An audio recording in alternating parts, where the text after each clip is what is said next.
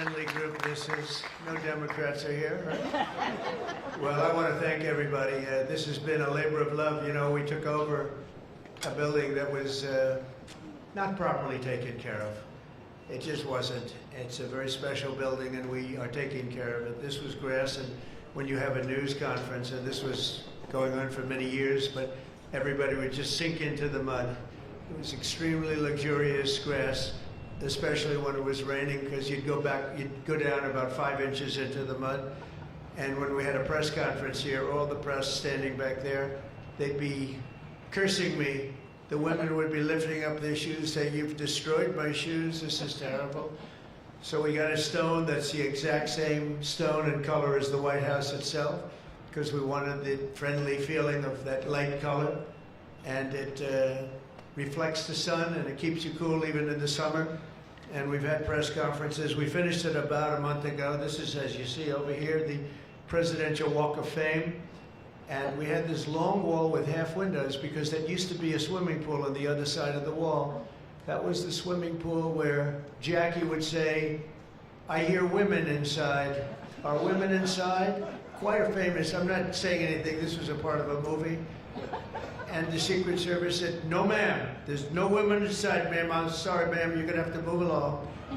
"But I hear women inside." "No, ma'am, you'll have to move along, ma'am." So that was the famous swimming pool. Now it's even worse. It's for the media. They covered the pool up. They covered the pool up, and now it's for the media. And I think we have a small representative group. I don't think they allowed the rest of them. I can't believe it. What happened? They're all on the other side of the wall. Can you believe it? Because this is supposed to be sort of a private event. And there is no such thing in politics as a private event. Lindsey, you learned that a long time ago, right? The great Lindsey Graham. Doing fantastic. You're up 34 points, Lindsey. That's right. Thank you. It's not bad, I'll tell you. It's not bad. So, so we did the Presidential Walk of Fame from the great George Washington all the way to, well, I think we have to rate him above me. So it's less than great, less than George. Somebody went up there and they say, "You're the third best president in the United States." This was on television, third best. And they said, "Who are the first two?" "George Washington and Abraham Lincoln." And I got extremely angry at this man. You know, you can't. It's going to be tough to beat, Mr. Senator. It's going to be, John. It's going to be very tough to beat Washington and Lincoln, but we're going to give it a try, right? Hey, they didn't put out 8 wars, 9 coming. All right, we put out 8 wars, and the 9th is coming. Believe it or not.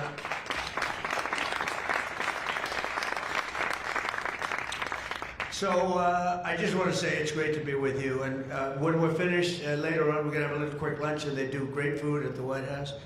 And this is used sometimes for evening, where we've had some incredible people for the evening, and some of the big foreign leaders have been coming. And most excitingly, on the other side, you see the fence and the wall. We're building a world-class ballroom. You know, for 150 years, they've wanted a ballroom here. We don't have a ballroom. We have a little cocktail area, but we don't have a ballroom. The East Room, it's called, is a very small cocktail area. It holds about 88 people if it's tight.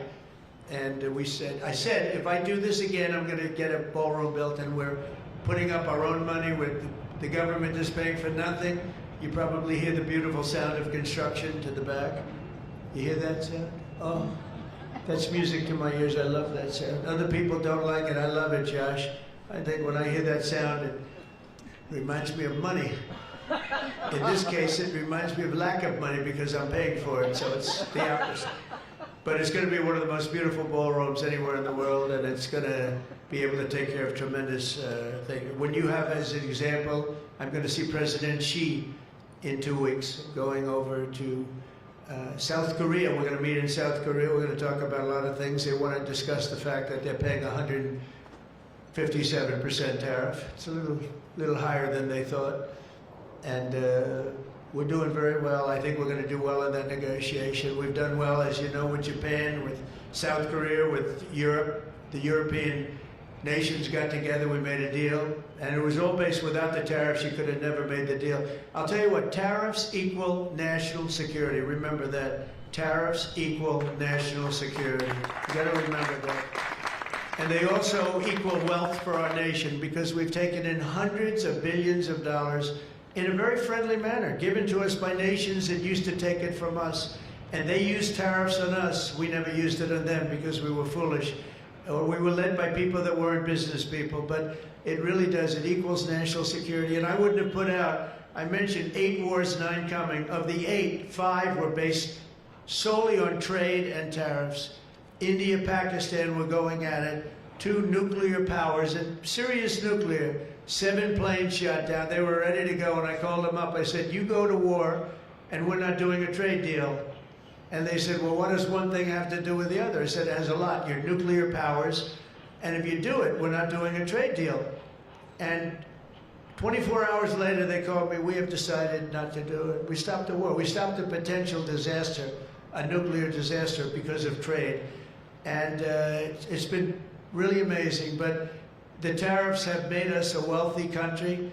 They've given us tremendous defense. They've given us things that we can do for other countries, very positive. But again, really, it's national security, it's national defense, and they are so important. And it's incredible that presidents, for the most part, didn't know how to use them, when to use them. If you go back, you'll see some of the presidents that were the most successful were believers in tariffs. And I even see foreign countries now that we are doing very well with taking ads. Don't go with tariffs. They're taking ads. I saw an ad last night from Canada. If I was Canada, I'd take that same ad also. But they're actually on television taking ads. But I do believe that everybody's too smart for that. We have a very, very big and important case coming up.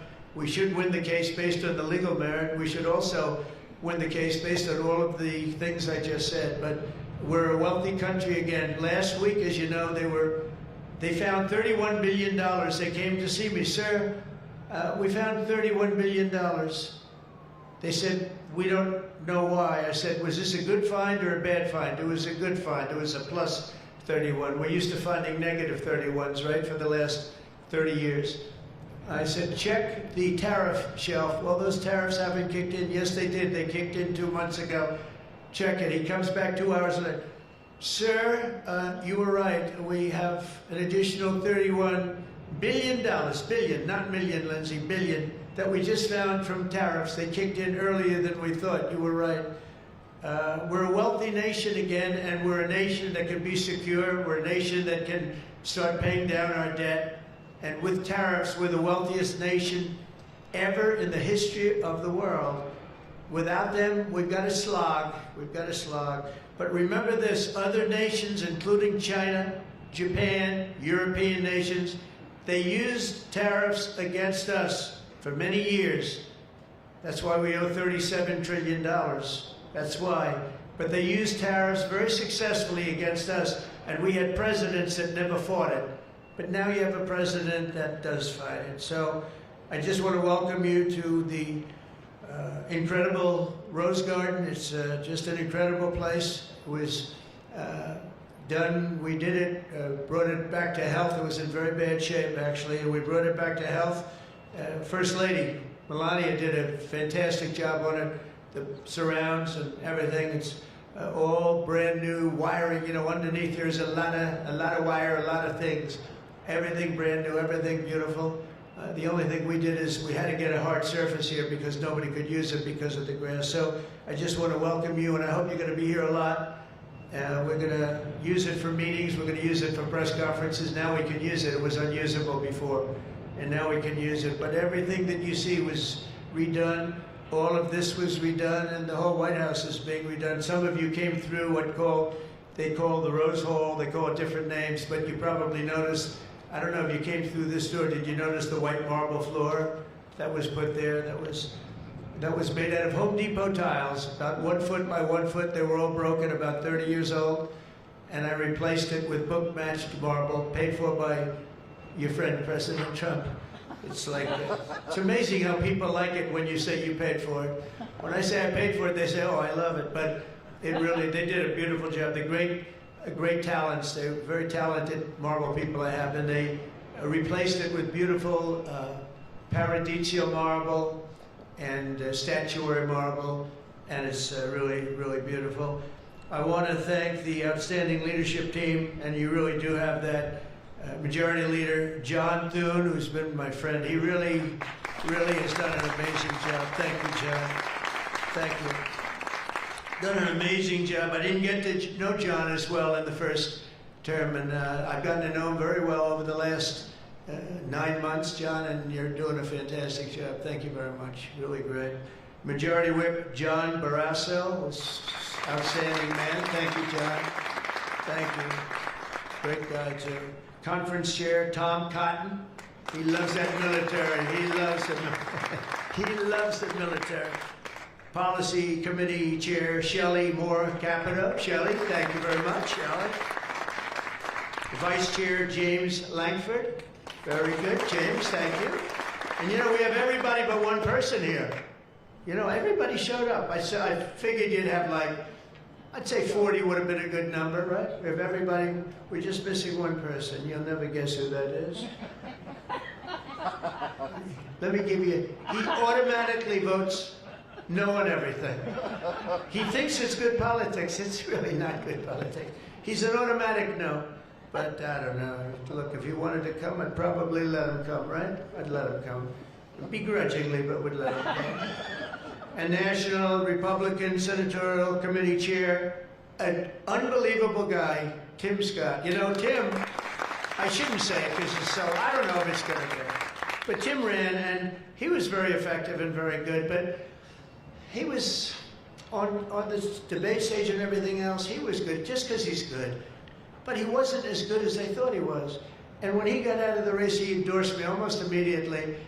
And I used him as a surrogate. And I wasn't sure if I should because, you know, sometimes I want a total lunatic to get up and fight for me. And Tim is a really good person. So I wasn't sure. And I put him on the stage, and he ripped the heart out of everybody. He was so brutal. He was so unbelievable. It turned out to be absolutely one of my best surrogates, and it includes a lot of you people that were here. You were all surrogates. But Tim ripped these people apart. And after watching 2 or 3 times, then I wanted him all the time, right, Susie? I said, I want Tim Scott, get up there. But he was so good, and I said to him, Tim, when you fought for yourself, you were much different. When you fought for me, you were a tiger. You were like unstoppable. You really was. You all saw that. What's the difference? He said, I've never liked selling myself. And I love selling somebody that I really do believe in. I really believe in you. And I just felt that way. And it was so nice the way he expressed it. And I want to tell you, you are a champion. You are a winner, and congratulations. Thank you very much. I never love telling that story because I'm not sure if it's a good or a bad story, but I'm telling you, you are an amazing guy, and you fought for me so hard, and I really appreciate it. You got to be my #1 choice, Tim. So something happened. I appreciate it. And you're doing great doing what you're doing right now. I also want to thank the entire Senate Republican Conference for your tremendous work on confirmations. Boy, did we have a couple of weeks, huh? We had some, I signed like 150 of them, and I didn't use an auto pen, by the way. I signed. You know, when you're signing these important, like a general getting approved from 3-star to 4-star and all of these different things and big confirmations and, you know, big stuff, you really have an obligation to actually sign it, I think. You probably noticed right there, number 46, we put up, right? We put up a little bit of an auto pen. We have 46, we have 45, we have 47. It's very interesting. You have 46 as an auto pen. It's up there. It stays up there. People a long time. It's true. And I know you're looking into that. And by the way, the auto pen person said he never spoke to Biden. He worked the auto pen. You're not allowed to do that. So if you're looking at anything, just remember it. And remember, they treated us very badly. They treated us very, very badly. So I think you're allowed to just report the truth, including the confirming of my cabinet much faster than first time. I mean, we went so fast, and I give John Thune and all of you credit for that. It was amazing. All of a sudden, I was calling John, I've got to get him approved. Come on, John, because I was getting like one every 2 weeks. And you know, I had people, they left their job, and they left everything, and it looked like they were, all of a sudden, it was like an avalanche. They walked in, James and James, my double James, I call them. they walk in and they had like so many of them. I said, you got to be kidding. Is this like, are you for real, right, James? John Thune did his job, and you got them all done, and you have all those people out there working now, and instead of being very upset with the fact that we couldn't get them approved quickly. So I really appreciate it. You used a method that I wish you could use U.S. attorneys. You know, I have 10 U.S. attorneys who are phenomenal, phenomenal. A Harvard, a Yale, a this, a that, all top. And the problem is they're not going to ever be confirmed, I guess. I put them in. They'll be there for 3 or 4 months, whatever, and then they have to leave. Because anytime you have, as you know, anytime you have a Democrat senator, not even 2, just 1, they'll say because of the time we're in, we're not approving that person. We're not approving. They never do. They won't approve. And therefore, because of blue slip, I have to tell the person after 3 months, I'm sorry, you'll have to leave. And I put somebody else in. And I've had Democrat senators say the only one who will ever approve is a Democrat. This is not constitutional. And you really, I hope you can look at that blue slip thing, because I have 10 people that are phenomenal, and they're going to have to leave office. Highly educated, top of their class, everything, and they're going to have a mark on their career that they were a U.S. attorney for 3 months or 4 months, and then they had to leave. And that's so unfair. It's unfair to the public, because the public voted for me in a landslide, and I'm supposed to be picking the U.S. attorneys. And this goes for judges also, but actually more so even for the U.S. attorney with the blue slip.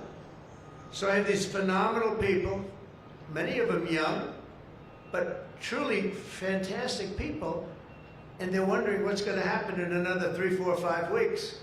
They're going to have to leave office. I think it's a shame, and I hope you can do something about it, because I'd like to tell those people, you know, we put you there, and you're not going to have on your resume for the rest of your life, you were there for 4 weeks or 6 weeks, and you left like you got canned. So I hope you look at that. Very important. And after your pivotal changes to the Senate rules last month, as a result, this is what you did, the unprecedented obstruction by the Democrats. We've confirmed more than 175 public servants, people that are phenomenal, to keep posts, and that's just been over the last couple of weeks. It's an unbelievable thing what you've done, John, all of you together. So working closely with me and House majority, the Republican Senate also gave us the largest working class tax cut in American history, and you passed the Lincoln Riley Act to throw illegal alien criminals out of our country. You passed the Genius Act and the Take It Down Act with the support of our wonderful First Lady. She got, by the way, she got actual support from the other side. It was bipartisan. I think Rand didn't vote for it again. I think it was only Rand. If you get bipartisan support, other than maybe Rand. But another one I'm going to ask you to vote for, and it's in the House now, and I hear it's doing well in the House, James. It's case law. A young lady named Kate Steinle, I remember it so well, probably 8 or 10 years ago now, in San Francisco. She was holding hands with her father on the San Francisco pier, looking out into the water. It was beautiful, everything was beautiful, but the person wasn't beautiful that did this. And this was an illegal alien that came into our country 5 times, was thrown out 4 or 5 times, I don't even know, but a lot, and came back and shot her through the head. And she went down and she looked at her father, Daddy, Daddy, something happened, and she immediately passed away in his arm. And I mean, you can imagine, it was so sad, such a beautiful, beautiful, beautiful person. Father was destroyed, you know, virtually destroyed.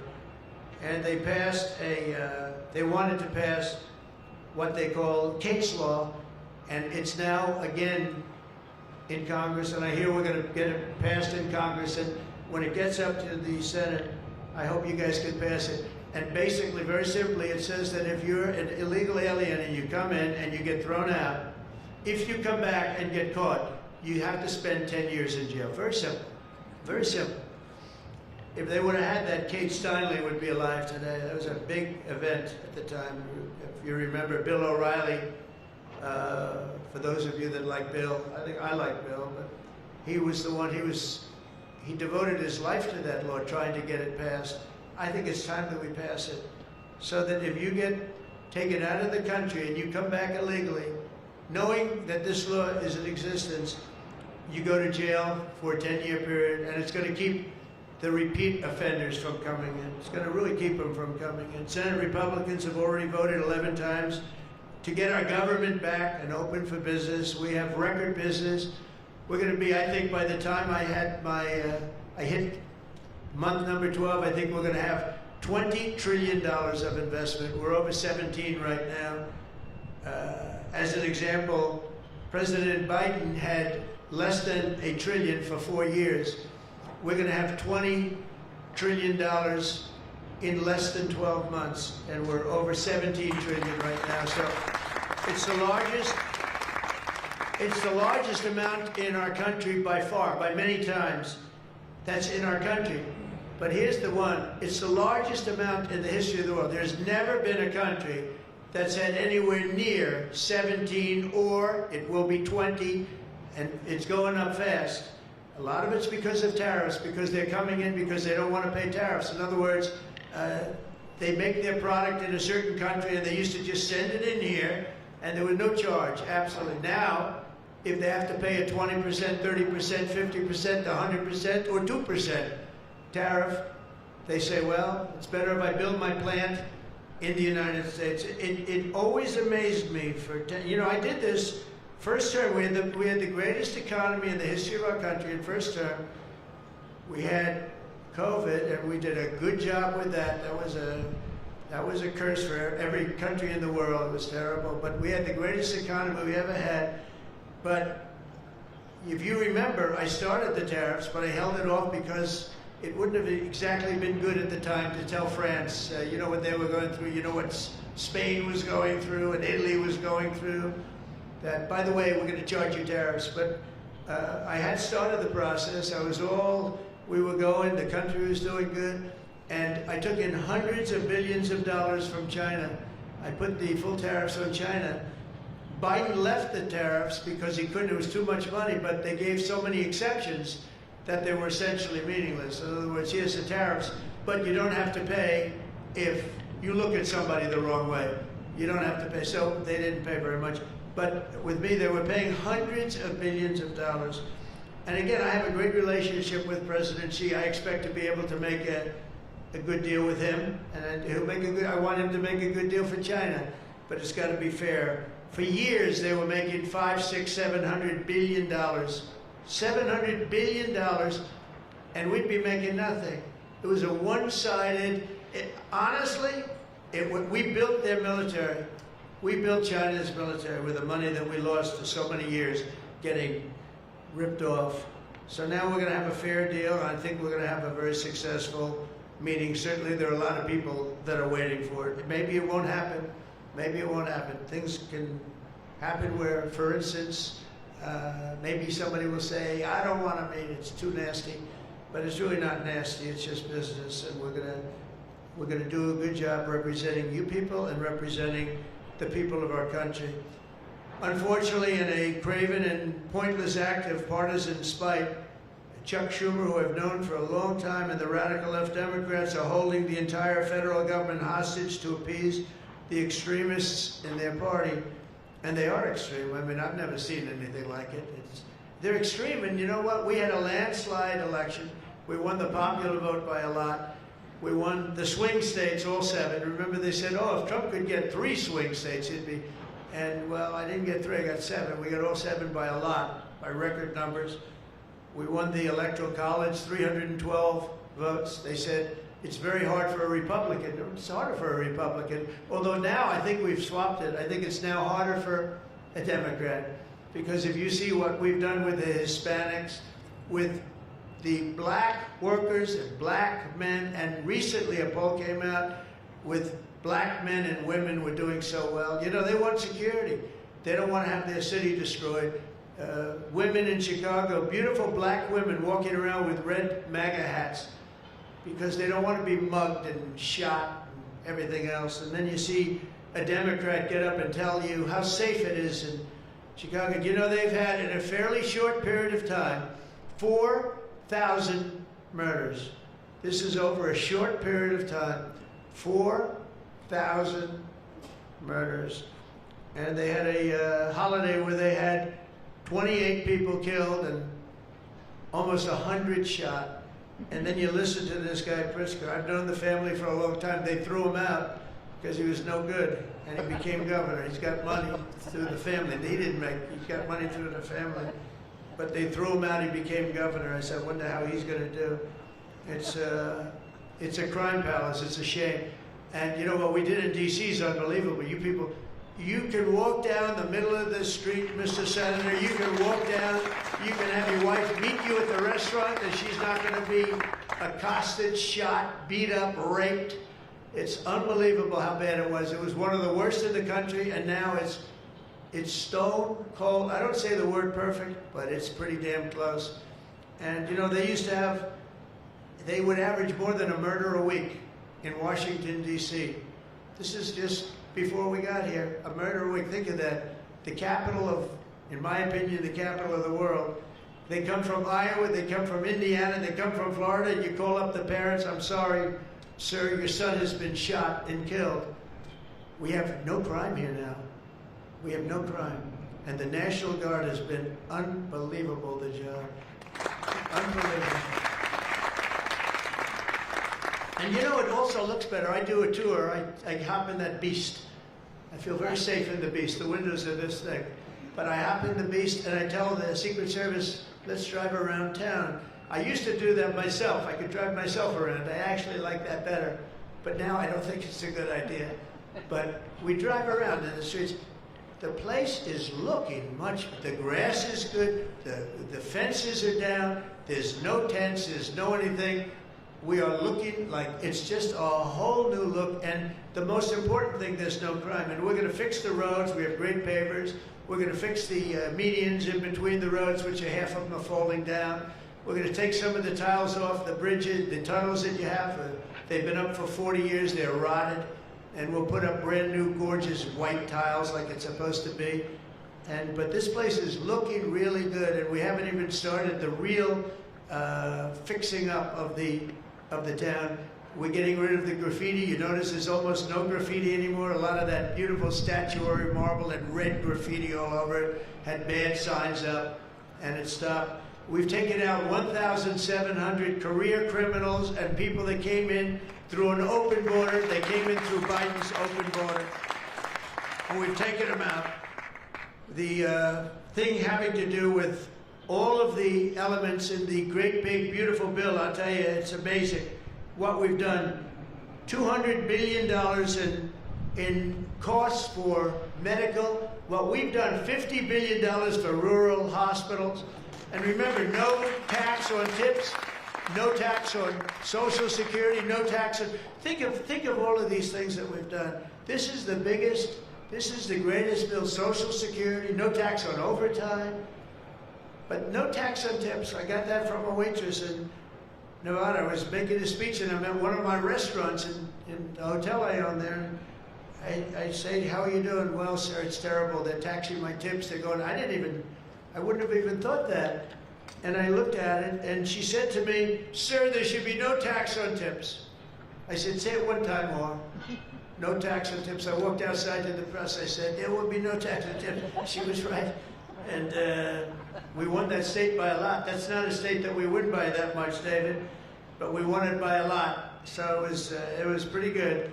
But that bill is chock full of so many different things. So it was the biggest bill. I'm actually saying this to the fake news so that they maybe print it, but maybe not, because you people know.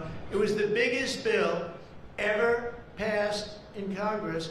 And what we did was a little risky. We put everything into the bill, John, right?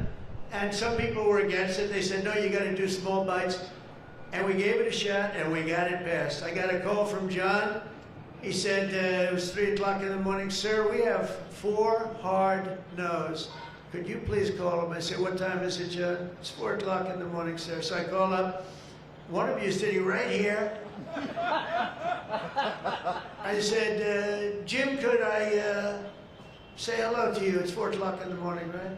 He said, sir, you have my vote. And I said, wow. Then I called up another person. I'll use fictitious names. Doug, can I get your vote? You've got it, sir. Then I called up another one. How about Josh? Can I have your vote, Josh? Because I like Josh.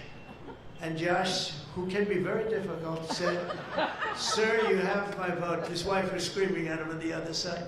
Sir, you have my vote. But I called people, and they weren't really hard-nosed. They wanted a little attention, unfortunately, at 4 in the morning. Sometimes I like the ones that don't like the attention, but we'll take it anywhere we can. And we got it passed, right, John? And nobody thought that could happen, because you have a small majority. And how about in the House, we had a majority of 3. We actually went down after that for a period of about 2 months. We went down to a majority in the House of 1. And I kept saying, you know, because I'll tell you, Mike Johnson's great. The team, these 2 teams, did you ever see 2 people more different? One's tall, one's slightly less tall. You want to be believed? They are very different people, but they're the same in terms of talent. They did it, the 2 guys, and they get along incredibly well. We all do. We get along great. But we passed a bill. We don't need to pass any more bills. We got everything in that bill. There's nothing else we have to put. We got the largest tax cuts in history. We got the extension of the Trump tax cuts. We got all of these things. And, you know, remember, they lie. They will look at I saw it the other day, they were talking about, I call it the great big beautiful bill, but that's what it is, the great big beautiful, the biggest bill ever passed. And what they say, they make up stories. And I saw they were interviewing a senator, and they said, well, what's wrong with their bill? He didn't know what to say, because there's nothing he could say. It covers everything. He said, death, death. It brings death. Now, if I'm a regular person and I hear that, I say, oh, that's terrible. But it's just the opposite. It brings life. It brings Medicaid, Medicare, Social Security. It secures all those things. And they just are so bad. You know, they said death. It was like death. And there's nothing about death. Theirs is death. Because they're going to lose Medicaid. They're going to lose Social Security. They're going to lose Medicare. All of those things are going to be gone because the whole country would be bankrupt. And you're not going to have any kind of medical insurance. So with us, it's the opposite. And it's a great bill. We don't need any more. And I want to just say from the beginning, our message has been very simple. We will not be extorted on this crazy plot of theirs. They've never done this before. Nobody has. You always vote for an extension.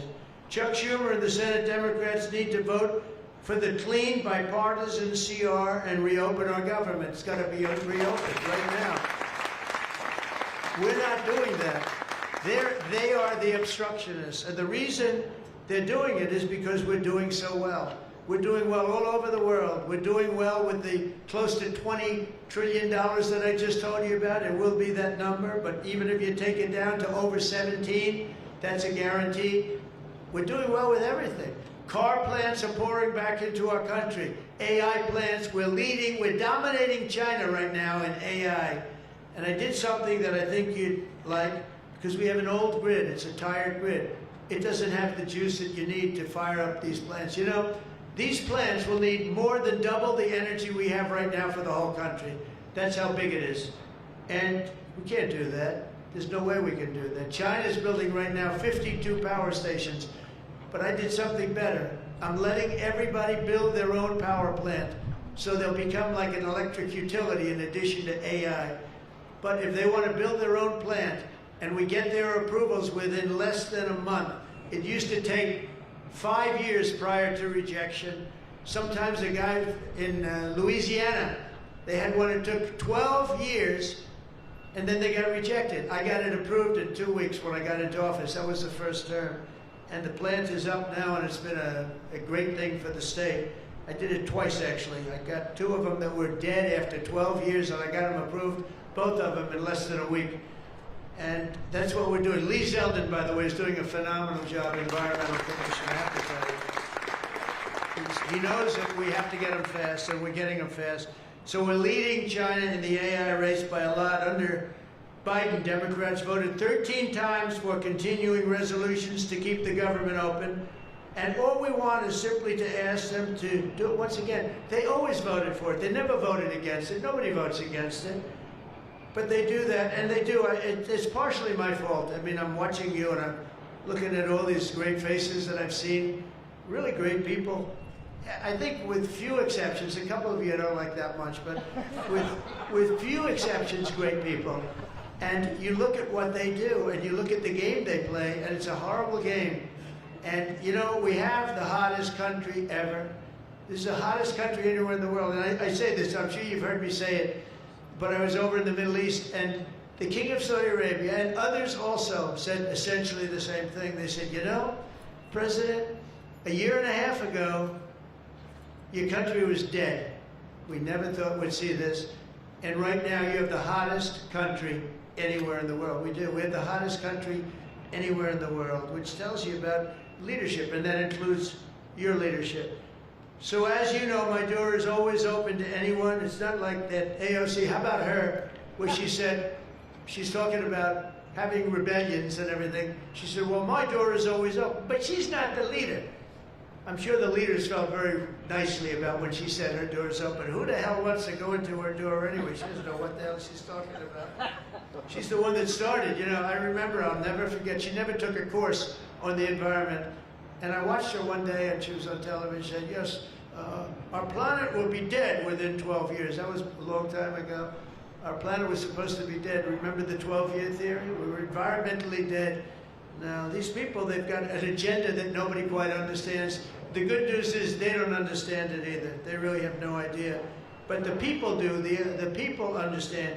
We're giving you the biggest tax cuts in history. All of these things, it all adds up that we should do fantastically well in the midterm. The only thing wrong with the midterms is that statistically, when you look, a president gets elected, and for some reason, and nobody, even the great John Thune, cannot explain to me, for some reason, even if he's a reasonably good president, and we've had success like nobody, but for some reason, you lose the midterms. I don't know why. I mean, the odds are tremendously against, like 92% or something.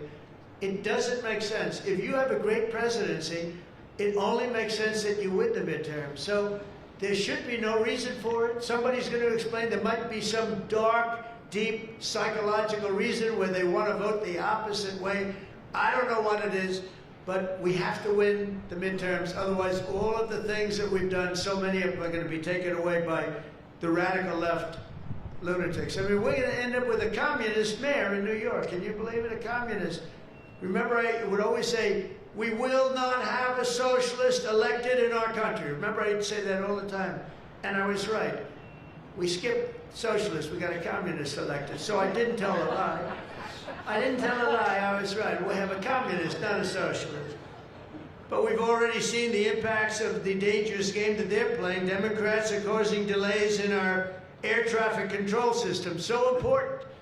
We wouldn't have had, you know, this Pete Buttigieg, he spent billions of dollars on fixing the air traffic control.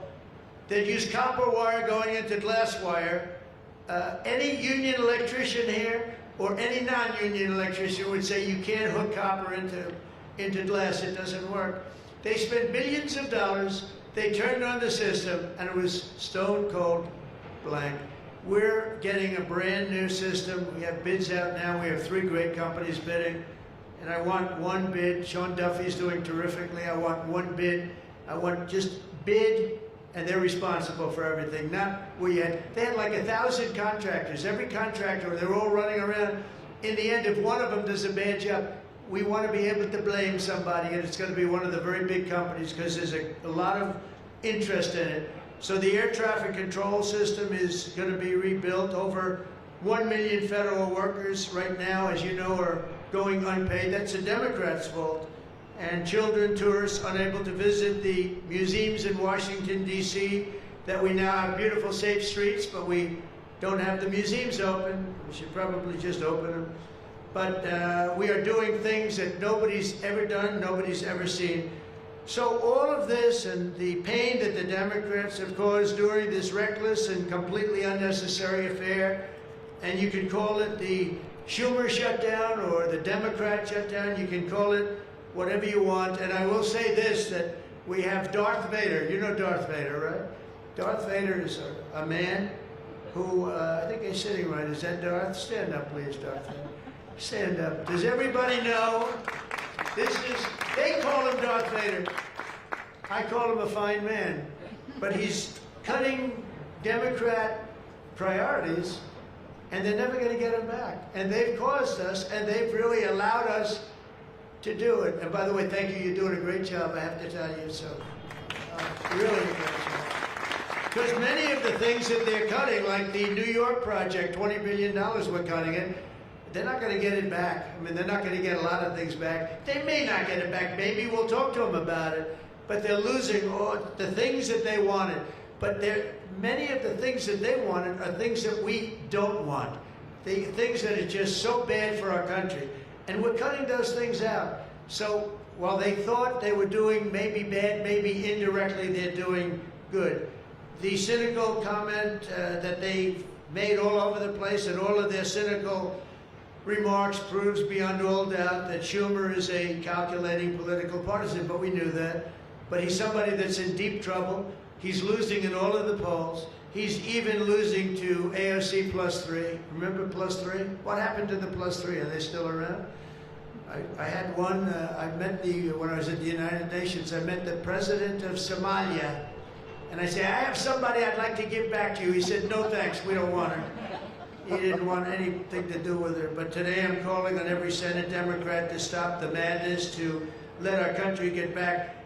In the greatest moment in the history of our country, in terms of wealth, in terms of job creation, and in terms of investment coming in, these guys go on strike.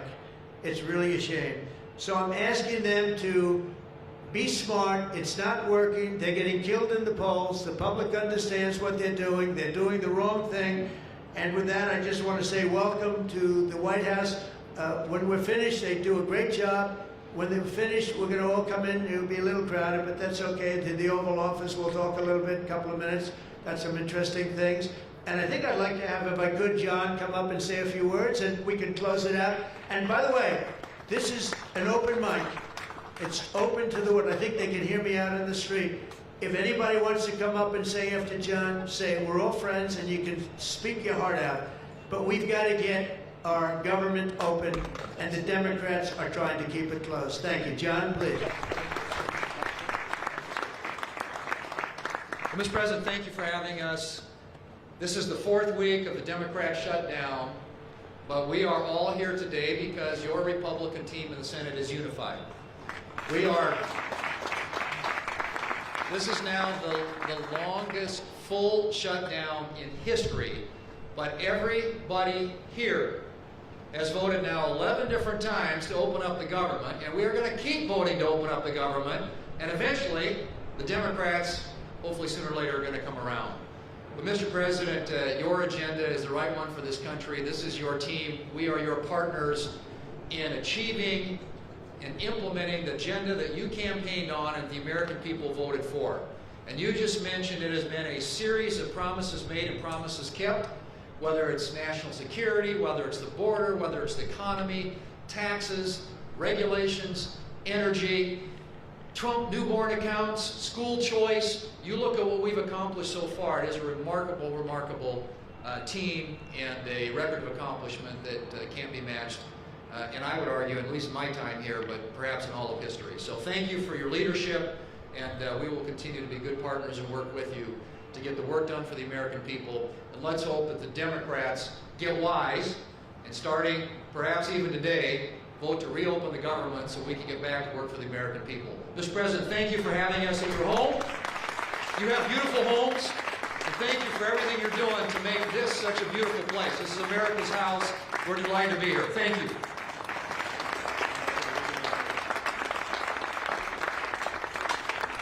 Okay, TV, we're done.